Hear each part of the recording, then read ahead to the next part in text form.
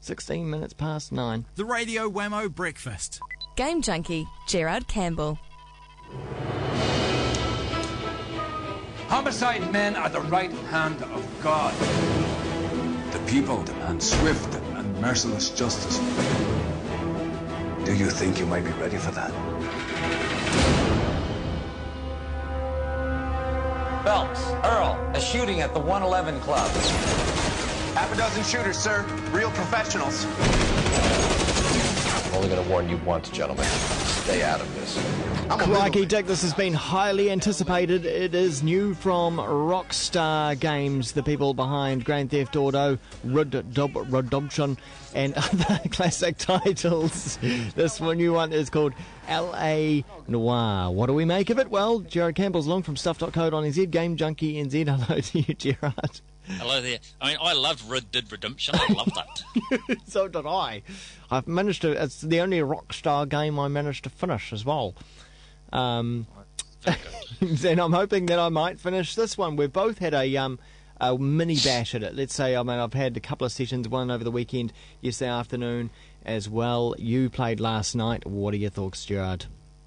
I'm at this stage, after about an hour and a quarter in, I'm actually nicely impressed by it. I mean, I saw eyes-on sort of footage of it earlier in the year with Rockstar, but this is the first time that, like everybody else, I've managed to get a chance to actually play it myself. And I think, you know, I thought that the game starts off with you playing the LAPD cop Cole Phelps, and I thought that the first, I guess first 15 minutes, 20 minutes were a bit slow because, you know, he's moving from that foot cop to the detective ranks. A little bit predictable first up. Do you think the gameplay felt to me just going through the motions?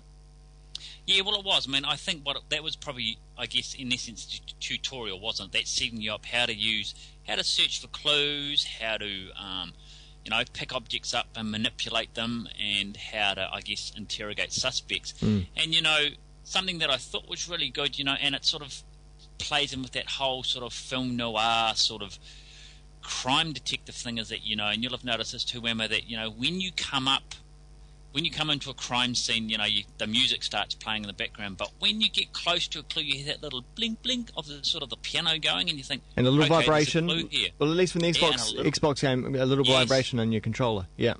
Yes, I'm playing on Xbox as well, and that little vibration, and the fact, you know, you can pick an object up. You can decide if there's two objects here, you can decide to pick, you know, one from the left or one from the right, and sort of rotate it and look at it.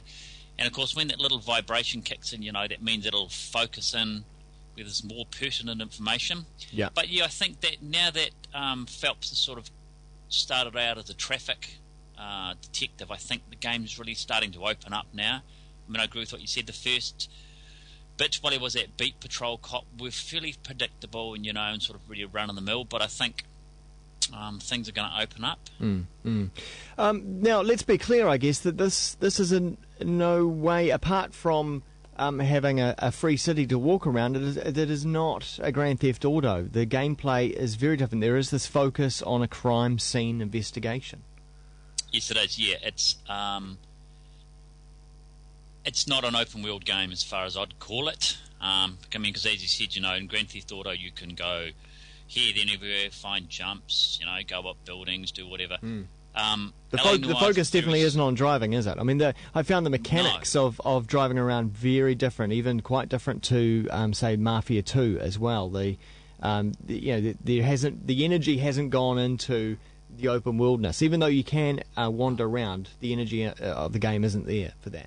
Yeah, I mean, there are side missions like, you know, yesterday. You know, as you are driving your car, basically from one location to the next one, to, you know, to either go to a scene or interrogate a witness, you know, you do get calls from police patrol saying, you know, there's a madman with a gun running around. You can do that, but the focus here is, you know, following the thread of the story. So you're not going to be able to go off on a tangent and investigate and go into buildings that you think you can and do whatever. Yeah, very much here the focus is on the investigation and the crimes, and I think that the driving's very much a secondary.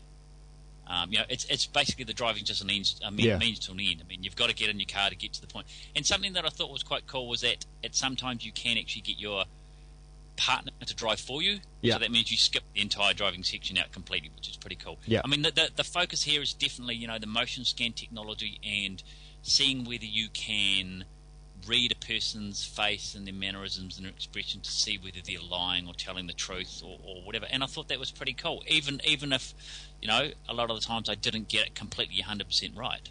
Nor did I. I found that quite tough. I was often getting at least one question wrong with a witness, and I often wasn't quite sure exactly where I went wrong as well.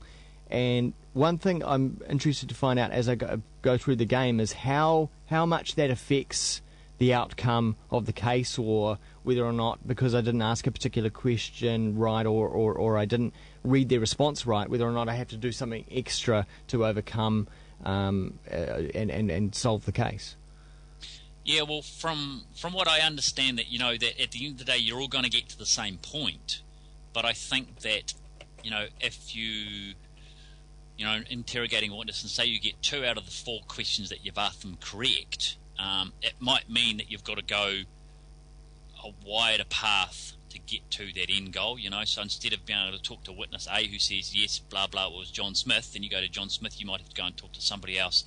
It might take a longer path to get there, but that was something that I found too, because I thought, looking at their facial expressions and those I guess those traits that humans use when they're lying or they're unsure about something, I was pretty sure I'd nailed it, but no, I hadn't. So that sort of made me scratch my head a wee bit. So I mean, it's certainly interesting technology that for the first time, I think, for gamings, that you're actually going to have to really pay attention to what things like somebody's eyes do, or how they shift their body, or how they move their head, and it's got some hugely interesting ramification for, I think, where the technology can go in the future. It's also interesting in that it's the game is so dialogue heavy. It feels very much like an adult game. It really does pull in that noir film genre from yesteryear, and I guess you'd have to almost be, I think, familiar with that genre to almost kind of get the style and what's going on within the game. It's almost it's very sort of Raymond Chandler, very sort of 40s sort of crime drama, isn't it? Yeah. And the fact that you're right, it's very dialogue heavy, so it's very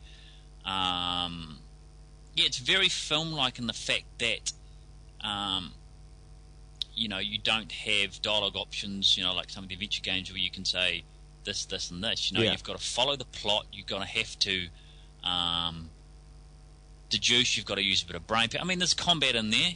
There's been a few fisticuffs and that sort of thing, and there's chase bits and there's shooting and there's whatever. But yeah, the focus is very much in sort of moving that story forward and investigating, and as you said, it's almost like a really good crime novel on your Xbox or your PlayStation. Yeah, that's what it is. And there's some great actors in there as well. Just looking at the cast, you've got Aaron Staton, I should say, who plays Cole Phelps. Sean McGowan plays Stefan Bukowski in the game, and they're all bona fide actors. It's not just some randoms that they've pulled from anywhere. So this really does mash Hollywood and the game industry together. Very much so. And the really good thing is that you can actually recognise that they are those actors.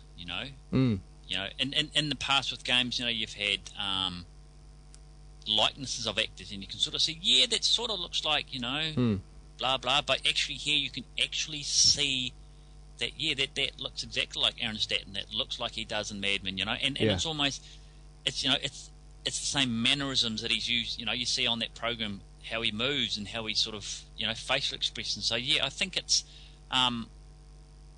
really, now this is really blurring that line between movies and games. It is. Even more so. That I think I was saying to my wife yesterday when I was playing it. Some of those cut scenes with the facial animation stuff, I actually thought I was watching a crime thriller, that might have been film. at the movies. Yeah, exactly. A proper film, yeah. Except you're having a a say in it, a go in it. It almost feels like to me that it's the old games from, say, the 90s.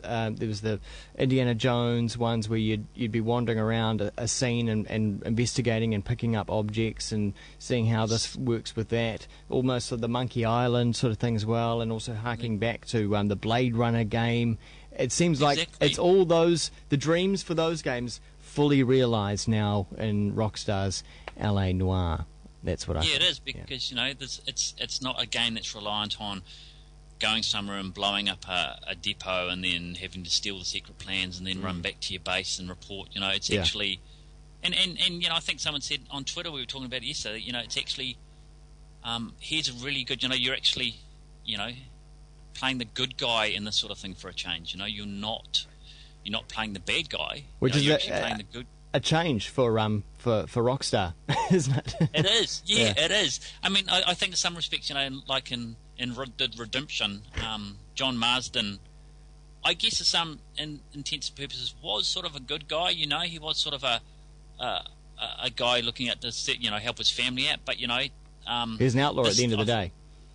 He is an outlaw at the end of the day. So here this is the first for a Rockstar game that you're actually the good guy, not out to break the law. You're out there to protect and serve and that sort of thing. And although we'll see, it's early days in the game. Who knows? Good, that's right. Good cop, good turn bad. We have no idea yet.